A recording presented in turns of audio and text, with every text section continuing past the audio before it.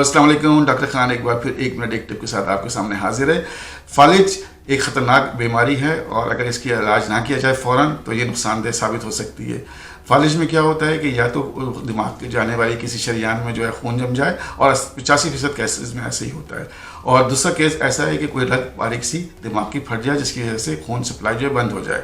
अच्छा, फालिज के अगर आपको पता लगाना हो तो फास्ट याद रखें, FAST फास्ट। एफ का मतलब है चेहरा, चेहरा की एक तरफ ढलक जाए, आंख की तरफ ढलक जाए तो ये खतरनाक है। इसके अलावा बाद है ए आर्म यानी कि बाजू, अगर कोई बाजू वो उठा नहीं पा रहा है, 1 या 2 बाजू, ये भी खतरनाक है।